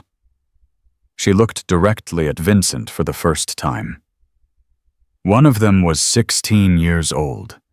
She asked me to help her. She begged me not to leave her there. Vincent shifted in his seat, his face reddening. "Did you leave her?" the prosecutor asked gently. "No. The FBI rescued all of them that night." Emma wiped her eyes. "But I'll never forget her face. I'll never forget any of their faces." The defense attorney's cross-examination was brutal, just as Marcus had predicted. He questioned Emma's mental stability, her PTSD diagnosis, her credibility as a witness. He suggested that she had misinterpreted a romantic overture as an attack. He implied that she had conspired with Marcus to frame the Castellanos. Emma answered every question calmly, refusing to be shaken. "You admit to punching my client in the face, Miss Sullivan?" "Yes." "So you assaulted him?" "I defended myself against a man who had grabbed me and kicked my service dog. In the military, we call that an appropriate response to an imminent threat." A ripple of laughter went through the gallery. "And this man, you claim, rescued you, Marcus Kane. He's been living with you since the incident, hasn't he?" "He's been protecting me. There's a difference." "Protecting you from what?" Emma leaned forward slightly. "From your clients. Who threatened to kill me? Who kidnapped me? Who run a human trafficking operation that destroys innocent lives?" Her eyes locked with the attorney's. "Would you like me to be more specific?" The attorney retreated. When Emma stepped down from the witness stand, Marcus was waiting. He didn't speak. He didn't need to. He simply took her hand and led her out of the courtroom, Ranger limping alongside them. "You did good," he said once they were in the hallway. "I feel sick. That's normal. You just faced down the men who tried to kill you." Emma leaned against him, letting his strength support her. "Is it over?" "Almost. The jury needs to deliberate. But with the evidence Diana has..." He shook his head. "They're done, Emma. Both of them." The call came 4 hours later. The jury had reached a verdict in record time. Guilty. Dominic Castellano. Guilty on 47 counts of racketeering, human trafficking, conspiracy to commit murder, and bribery of public officials. Vincent Castellano. Guilty on 32 counts, including attempted murder, human trafficking, assault with a deadly weapon, and kidnapping. Combined sentences life without parole. Emma was sitting in her apartment when Diana called with the news. She listened in silence, thanked the agent, and set down the phone. "We won," she said to Marcus. "You won." He was standing at the window watching the street below with the vigilance that had become second nature. "You and Ranger and 32 women who will get to start new lives because of what you did." "Because of what we did?" Emma crossed the room and touched his arm. "I couldn't have done any of this without you." Marcus turned to face her. In the afternoon light, she could see the lines around his eyes, the weight of exhaustion he had been carrying since the shipyard. He had been so focused on protecting her that he had forgotten to take care of himself. "There's something I need to tell you," he said. Emma's heart clenched. She had known this moment was coming. She had seen it in the way he checked his phone, the way he stiffened whenever it rang.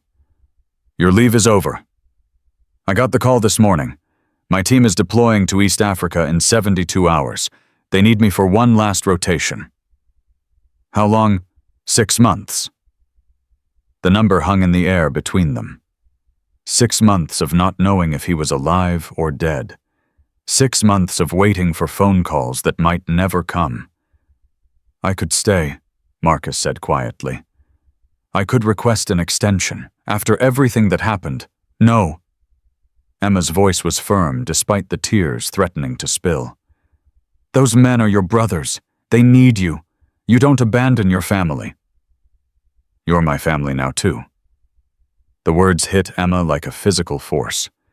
She looked at this man who had walked into her life 3 weeks ago, who had faced death for her, who had shown her what courage truly meant. "Then you need to come back," she said. "That's not a request, Marcus. That's an order." He smiled that rare, genuine smile that transformed his face. "Yes, ma'am." They spent the next 3 days together, not doing anything dramatic or memorable, just being.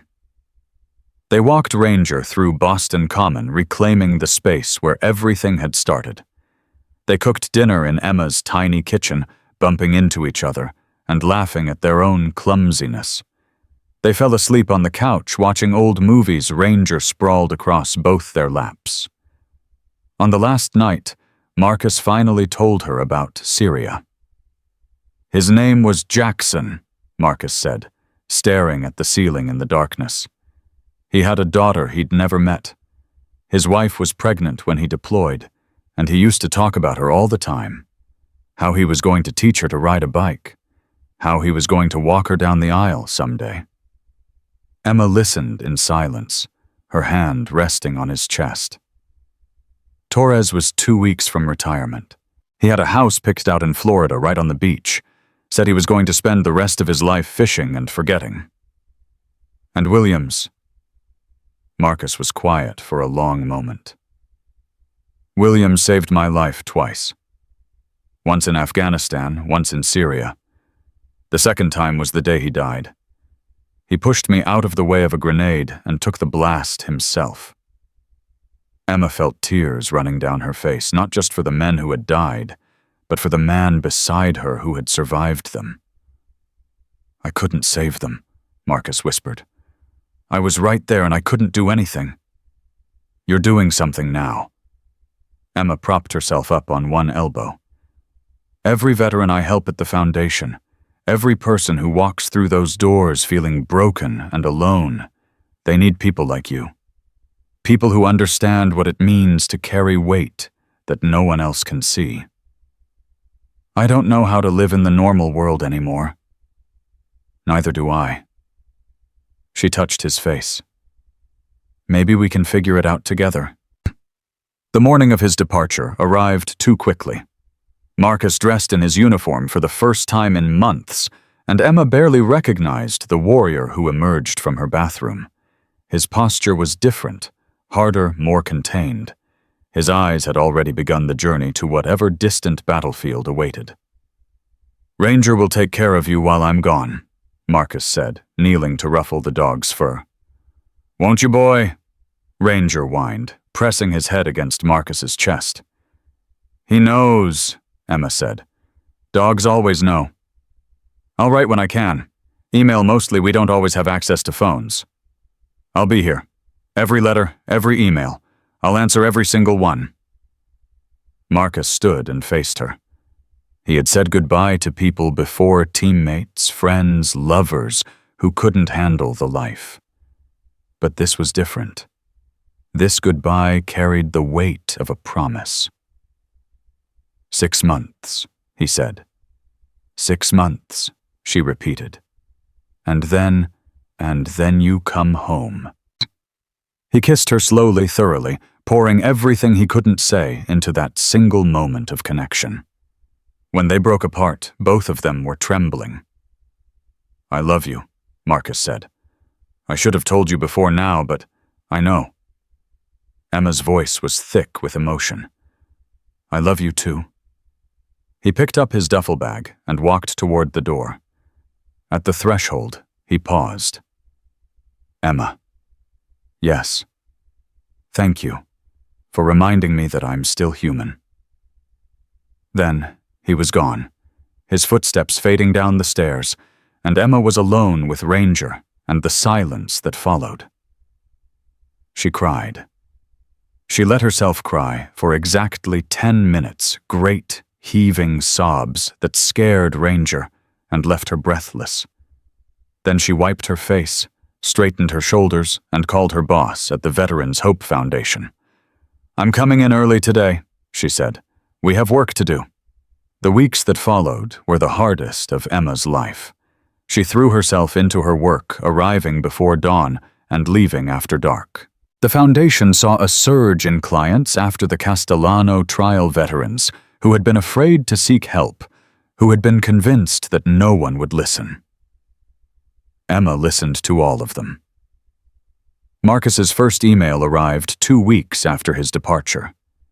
It was short, almost terse, revealing nothing about his location or mission.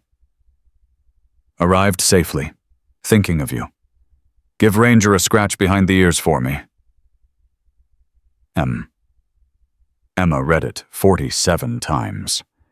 His second email was longer. He talked about missing the cold Boston winters, about the strange sensation of being back in the field, about a local dog he had befriended, who reminded him of Ranger. "The team is good. They ask about you. I showed them your picture, and now they all want to know if you have any sisters. I told them you're one of a kind. They believed me." His third email made her laugh through her tears. "Today was long. Can't say more than that. But I kept thinking about that night we burned dinner, trying to make your grandmother's lasagna recipe. Remember how Ranger ate the entire pan when we weren't looking? Remember how sick he was afterward? That was a good night. Strange how the small moments matter more than the big ones." She wrote back to every email. She told him about her work, about Ranger's recovery, about the little victories and frustrations of daily life. She told him about the trafficking survivors she had visited in the hospital, about the 16-year-old girl who had started calling her sister. "Her name is Anya," Emma wrote. "She's from Ukraine. She wants to be a doctor someday. I told her about you, and she said anyone who would fight an army for a stranger must be either crazy or an angel. I told her you were probably both." 3 months passed. 4. 5. Emma started each day by checking her email. She ended each day the same way. The messages from Marcus were her lifeline, her connection to a man who was fighting battles she would never fully understand. And then, on the first day of June, the emails stopped. A week passed. Then 2. Emma told herself that operational security must be tight, that Marcus was probably in a location without communication access. She told herself not to worry. She worried anyway. On the 18th day of silence, a number she didn't recognize appeared on her phone. "Miss Sullivan." A woman's voice, professional but warm. "This is Captain Sarah Chen, U.S. Navy. I'm calling about Marcus Kane." Emma's heart stopped. "Is he alive?" "He's alive." The captain's voice softened. "But he was wounded in action 12 days ago. He's stable now, but he's been in and out of surgery. He asked me to call you." "Where is he?" "Walter Reed Medical Center in Maryland. Miss Sullivan, I need to warn you, his injuries are significant. He lost. I don't care what he lost." Emma was already moving toward her closet, pulling out a bag. "I care that he's alive. Can I see him? He's been asking for you since he woke up. I think seeing you might be the best medicine he could get." Emma was on a plane within 4 hours. The hospital was a maze of corridors and antiseptic smells that triggered memories Emma had spent years trying to forget. She pushed through them, following the signs, clutching the visitor badge that a sympathetic nurse had provided. Room 447. She stopped at the door, suddenly terrified of what she would find on the other side. The Marcus who had left Boston had been whole, strong, invincible. What if the Marcus who waited inside was broken beyond recognition? A familiar voice drifted through the door. "Are you going to stand out there all day, or are you going to come in?" Emma pushed open the door. Marcus was lying in a hospital bed, his left leg wrapped in bandages from knee to hip. An IV dripped fluids into his arm. His face was pale thinner than she remembered, marked with healing cuts and bruises, but his eyes were the same. Steel blue sharp, with intelligence softening as they found her face. "Took you long enough," he said. Emma crossed the room in 3 steps and kissed him so hard the heart monitor started beeping in alarm. "You scared me," she said against his lips. "You scared me so much." "Sorry. Didn't mean to." His hand came up to touch her face. "You're really here?" "Of course I'm here. Where else would I be? I thought, after what happened." He gestured toward his bandaged leg. "I'm not going to be the same, Emma. The doctors say I'll walk again, but my career, the team's, it's over." Emma pulled back to look at him properly. "Do you remember what I told you before you left? You told me to come home. And you did. Everything else, your leg, your career, all of it, we'll figure out together." She took his hand in both of hers. "I didn't fall in love with a Navy SEAL, Marcus. I fell in love with you." For the first time since she had entered the room, Marcus smiled. It was tired, pained, but real. "I love you too," he said. "I thought about you every day. When things got bad, I would close my eyes and picture your face. It kept me going. Then we're even, because your letters kept me going. They weren't much. They were everything." The door opened, and Captain Chen entered. She took in the scene, Emma perched on the edge of Marcus's bed, their hands intertwined, and smiled. "I hate to interrupt, but there's someone else who wants to see you, Marcus." She stepped aside. Ranger bounded through the door, his tail wagging so hard his entire body shook. He leaped onto the bed with zero regard for hospital protocol, licking Marcus's face and whining with joy. "How?" Marcus managed between dog kisses. "I couldn't leave him behind." Emma was laughing now. "The airline wasn't thrilled, but I explained the situation. They made an exception." Marcus wrapped his arms around Ranger, burying his face in the dog's fur. His shoulders shook, and Emma realized he was crying this man, who had faced death without flinching, who had fought through armies without showing fear. He was crying because his family had come for him. "Welcome home, soldier," Emma whispered. Marcus looked up at her through tears, Ranger still squirming in his arms, and said the words he had carried across oceans and through battlefields. "I'm finally ready to stay." The rehabilitation ward at Walter Reed became Marcus's new battlefield. Every morning at 0600, he dragged himself out of bed and faced the parallel bars that seemed to mock him with their simplicity. Before the injury, he could have run a marathon. Now walking 10 feet required every ounce of willpower he possessed. "Again," the physical therapist said on his 3rd week. "One more set. I've done 12 sets. And you'll do 13, unless you want to tell your girlfriend you gave up." Marcus gripped the bars and forced his damaged leg forward. Pain exploded through his thigh, white-hot and blinding. He kept moving. Emma visited every day. She had taken a leave of absence from the foundation, renting a small apartment near the hospital so she could be close. Ranger came with her every time, his presence somehow approved by a medical staff who had bent every rule for the wounded SEAL and his remarkable dog. "You're pushing too hard," Emma said one evening, watching Marcus attempt to stand without the bars. His face was gray with exhaustion, his hospital gown damp with sweat.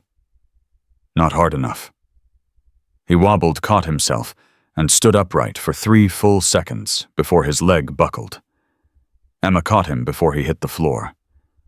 "Marcus, I need to walk." His voice cracked with frustration. "I need to be able to walk out of here like a man, not roll out in a wheelchair." "There's no shame in a wheelchair." "I know that. I've seen brothers lose both legs and come back stronger than ever. But He stopped, his jaw clenching. "You what?" "I need to prove that I'm still worth something." Emma knelt beside him on the cold hospital floor. Worth something to who? To you. The words hung in the air between them. Emma felt her heart break and mend in the same moment. Marcus Kane. Her voice was steady despite the tears building behind her eyes.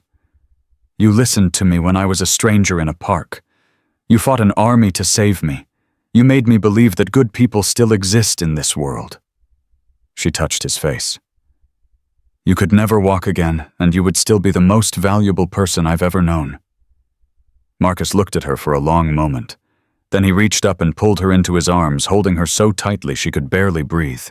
I don't deserve you, he whispered. Probably not. But you're stuck with me anyway. Ranger nudged his way between them, determined not to be left out. The three of them sat there on the hospital floor, a tangle of limbs and fur and love, until a nurse found them and pretended to be scandalized. 6 weeks later, Marcus walked out of Walter Reed on his own 2 feet. His gait was uneven, a permanent limp that would never fully heal. He used a cane for distance, though he hated it with a passion that bordered on irrational. But he walked. He stood tall. And when Emma met him at the hospital entrance with Ranger straining at his leash, Marcus dropped the cane and swept her into his arms. I told you I'd come home, he said. You're late. Traffic was terrible. She laughed that bright, clear sound that had become his favorite music and kissed him in front of a crowd of cheering nurses and wounded warriors. Get a room, someone shouted. Working on it, Marcus shouted back.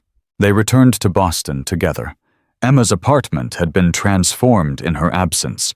Her neighbors had pitched in to repaint the walls, fix the squeaky floors, and install grab bars in the bathroom that Marcus would need, but would pretend not to use. The whole building chipped in, Mrs. Chen from 2B explained. After everything you did after that trial, you're heroes around here. We're not heroes, Emma said. We're just heroes, Mrs. Chen repeated firmly. Accept it. Marcus's transition to civilian life was not easy.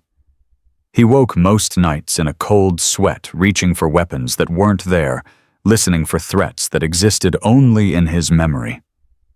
Some nights Emma would find him sitting by the window, staring at nothing, lost in battles she would never understand. On those nights, she didn't ask questions. She just sat beside him, her hand in his, letting her presence anchor him to the present. Ranger helped, too. The German shepherd seemed to sense when Marcus was spiraling, positioning himself between the man and the door, pressing his warm body against Marcus's legs, until the trembling stopped. He was trained to help me, Emma said one morning, watching Ranger follow Marcus around the apartment. But I think he's decided you need him more. We're a team now. Marcus scratched behind the dog's ears. The 3 of us. 3 months after his return, Marcus received a visitor he hadn't expected. Diana Cross stood at their apartment door, looking uncomfortable in civilian clothes, jeans and a sweater that seemed almost comical after all those times Emma had seen her in tactical gear. We need to talk, Diana said. Both of you. She sat at their kitchen table, declining coffee, her fingers tapping nervously against the wood. The Castellano case is closed, Diana began. Dominic died in prison last month. Heart attack. Vincent is in solitary confinement for the foreseeable future. He tried to organize a hit on one of the prosecutors. So it's really over, Emma said. The Castellanos are finished, but their network... Diana paused. Human trafficking doesn't stop because you arrest one family. We shut down their operation, but others have filled the vacuum. The women you saved, Emma, there are thousands more just like them trapped in shipping containers all over the world. Marcus leaned forward. Why are you telling us this? Because I'm building a task force, a special unit focused on dismantling trafficking networks. I need people who understand the enemy, who know how to operate in the shadows." Diana's eyes met Marcus's. "I need a tactical advisor, someone with your skills and experience." "I'm retired." "You're 35. That's not retired. That's barely started." Marcus was quiet for a long moment. Emma could see the conflict in his eyes, the warrior who had finally found peace being asked to return to war. "It wouldn't be field work," Diana continued. "Your leg won't allow that, and we both know it. But strategy training, intelligence analysis. You're one of the best tactical minds I've ever encountered, Marcus. It would be a waste to let that rot away in some civilian desk job." "Can I think about it?" "Of course, but don't think too long. There are girls in containers right now who need someone fighting for them." After Diana left, Emma found Marcus sitting on the edge of their bed, staring at his cane. "You want to do it?" she said. It wasn't a question. "I want to be here with you. I want to be normal. I want to walk Ranger through the park and cook dinner and watch stupid movies until we fall asleep." He looked up at her. "But Diana's right. There are people who need help, and I have skills that could make a difference." "Then do it." Just like that, Emma sat beside him. "Marcus, I fell in love with a warrior. You can't just turn that off because you got wounded. Protecting people isn't just what you do, it's who you are." She took his hand. "The question isn't whether you should help. The question is whether I'm strong enough to share you with the world. And I survived 2 tours in Afghanistan. I survived Vincent Castellano. I survived 6 months of not knowing if you were alive or dead." She smiled. "I think I can handle you working for the FBI." Marcus pulled her close. "Have I mentioned lately that I love you? Not in the last hour. Oversight on my part. I love you, Emma Sullivan." "I love you too, Marcus Kane. Now call Diana before I change my mind." The next year was a whirlwind.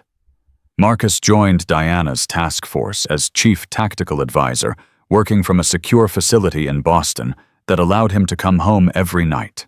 His expertise proved invaluable. In the first 6 months alone, the unit dismantled 3 major trafficking networks and rescued over 200 victims. Emma threw herself into helping those victims. The Veterans Hope Foundation expanded its mission to include trafficking survivors, providing housing counseling and job training for women who had lost everything. Anya, the 16-year-old from Ukraine, became one of their first success stories. She earned her GED in record time and was now applying to college with dreams of becoming a doctor. "You changed my life," Anya told Emma one afternoon. "When I was in that container, I thought God had forgotten me. Then you came." "I didn't do anything." "The FBI, not the FBI. You." Anya's eyes were fierce. "You looked at me like I was a person, like I mattered. That's what saved me." Emma hugged her tightly, thinking of all the other Anyas out there still waiting in darkness for someone to see them. On the 1-year anniversary of the Quincy shipyard raid, Marcus took Emma and Ranger back to Boston Common.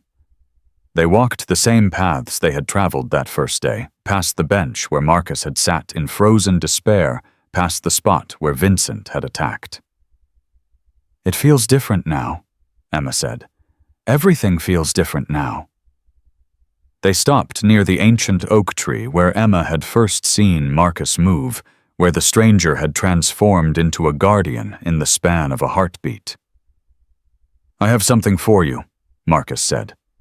He reached into his pocket and pulled out a small velvet box. Emma's heart stopped.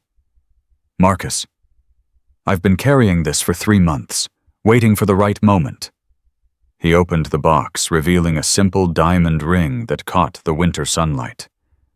"I've been to war. I've faced death. I've lost brothers and nearly lost myself. But nothing in my life has ever scared me as much as what I'm about to do." He lowered himself to one knee, his bad leg protesting, his eyes never leaving her face. "Emma Sullivan, you taught me how to feel again. You showed me that there's more to life than missions and objectives. You gave me a home when I didn't even know I was homeless." His voice cracked. "Will you marry me?" Emma was crying. She had sworn she wouldn't cry, had promised herself she would be cool and collected, but the tears came anyway, streaming down her cheeks like summer rain. "Yes," she whispered. "Really, yes, you impossible man. Yes, 1,000 times yes." Marcus slid the ring onto her finger with trembling hands. Then he stood awkwardly, painfully, beautifully, and kissed her, while Ranger barked his approval, and a crowd of strangers burst into spontaneous applause. "I love you," Emma said against his lips. "I love you more." "Not possible." They were married 6 months later, in a small ceremony in Boston Common, surrounded by friends and family who had become part of their story. Diana Cross served as a bridesmaid. Captain Chen flew in from California. Veterans from Emma's foundation lined the aisle, standing at attention as she walked past. Ranger served as ring-bearer, patting down the aisle with quiet dignity, the rings secured to his collar. When he reached Marcus, he sat perfectly still, waiting with military precision until the moment came. "Who gives this woman to be married?" the officiant asked. Mrs. Chen from 2B stood up. "Her community does, her brothers and sisters in arms, everyone she's ever helped or healed." She smiled through her tears. "We all do." The vows they exchanged were not traditional. They spoke of battles faced and won, of wounds healed and scars honored. They spoke of darkness and light, of fear and courage, of love that had been forged in fire. "I promise to stand beside you," Marcus said, his voice steady. "In every battle, on every battlefield for the rest of our lives. I promise to protect you, to cherish you, and to remind you every single day that you are the bravest person I have ever known." "I promise to be your home," Emma replied. "Your safe harbor, your place of peace. I promise to love you when you're strong, and love you more when you're struggling. I promise to never give up on us no matter how dark the night becomes." When they kissed, Ranger howled a sound of pure joy that echoed across the park and made everyone laugh through their tears. The reception was held at the Veterans Hope Foundation, transformed for the occasion, with flowers and lights and more food than anyone could eat. Anya gave a toast that left no dry eyes in the room. Diana shared classified stories that made Marcus blush and Emma gasp. Mrs. Chen danced with Ranger to a slow song, the dog surprisingly graceful for an 80-pound German shepherd. Late in the evening, when the guests had begun to drift away and the music had softened, Marcus and Emma found themselves alone on the foundation's small balcony, looking out at the city that had given them so much. "Mrs. Kane," Marcus said, testing the name. "Mr. Sullivan," Emma countered. "I don't think that's how it works." "Maybe we make our own rules." Marcus laughed, a real full laugh that still surprised him every time it emerged. "Maybe we do." They stood in comfortable silence, watching the lights of Boston twinkle like earthbound stars. Below them, Ranger was making his rounds, accepting pets and treats from the remaining guests. "Can I ask you something?" Emma said. "Anything." "That day in the park, when you saw Vincent attack me, why did you help?" "You didn't know me. You had no reason to get involved." Marcus considered the question. He had asked himself the same thing many times. "In Syria," he said slowly, "I watched my brothers die because I couldn't get to them in time. The guilt of that has never left me. Probably never will." He turned to face her. "But when I saw you in that park, when I saw that man threaten you and hurt Ranger, something shifted. I realized I couldn't save everyone I'd lost. But I could save you. I could make sure your story didn't end in tragedy. So I was a second chance. No. You were the chance I didn't know I needed. He took her hand.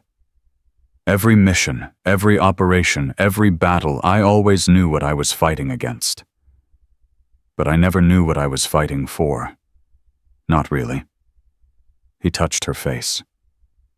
Now I do. Emma leaned into him, feeling his heartbeat against her cheek. We're going to be okay, she said. All three of us. More than okay. Ranger appeared on the balcony, nosing his way between them with the determination of a dog who refused to be excluded from important moments. They laughed and made room for him, the three of them standing together against the night. 1 year later, Emma gave birth to a baby girl.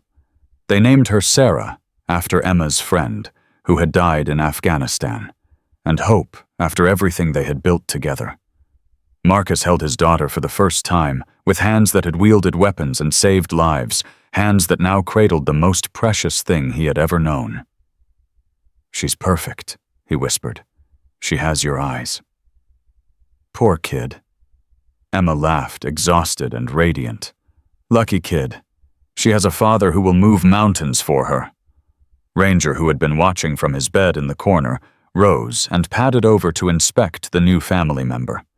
He sniffed Sarah carefully, then looked up at Marcus with an expression that clearly said, I will protect this one too.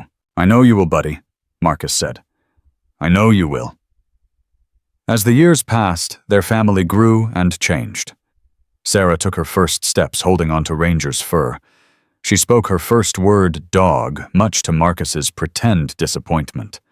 She grew into a fierce, compassionate child who inherited her mother's kindness and her father's stubbornness. Ranger grew older too, his muzzle turning gray, his steps slowing. But he never stopped watching, never stopped protecting, never stopped being the guardian who had stood between Emma and darkness on that December day so long ago. On his final day, Ranger lay in his favorite spot in the living room, surrounded by his family. Sarah, now 5 years old, curled up beside him, her small hand resting on his graying fur. Emma sat nearby, tears streaming silently down her face. Marcus knelt beside the dog who had become his brother, his partner, his friend. You did good, soldier, Marcus said, his voice thick. The best. You held the line. You protected our family. You earned your rest. Ranger's tail thumped weakly against the floor. We love you, Emma said. We will always love you. The old dog looked at each of them in turn, at the man who had fought beside him, at the woman who had saved him, at the child who was his last and greatest charge. Then he closed his eyes and let go. They buried him in Boston Common in the shadow of the ancient oak tree where everything had begun. A simple marker read, Ranger, Guardian, Friend, Forever Faithful. Sarah placed flowers on the grave every week for the rest of her childhood. She told every friend she made about the brave dog who had saved her parents.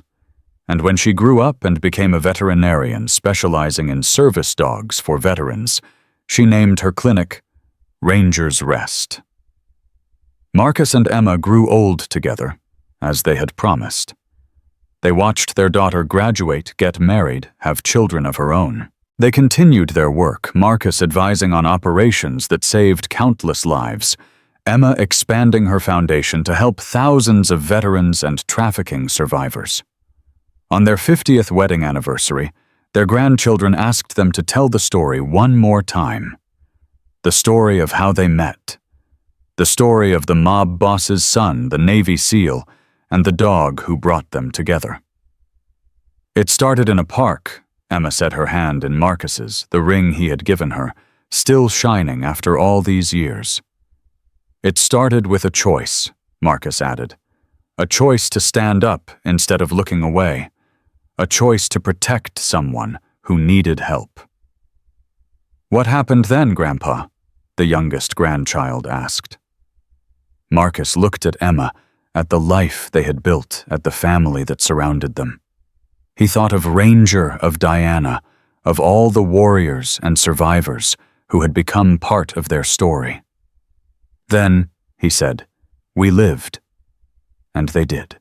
If this story touched your heart, please hit that subscribe button and share it with someone who needs to be reminded that heroes still exist. Let us know in the comments where you're watching from, and write Amen if you believe that love and courage can overcome any darkness. Now let me say a prayer for you. May God grant you the strength of a warrior and the heart of a guardian. May He place His angels around you and your loved ones, shielding you from harm. May He give you the courage to stand up for what is right, even when you stand alone. And may He bless you with a love that endures through every storm. If you receive this blessing, write Amen in the comments below. God bless you, and remember, the world needs more people willing to be the light in someone else's darkness. Be that light.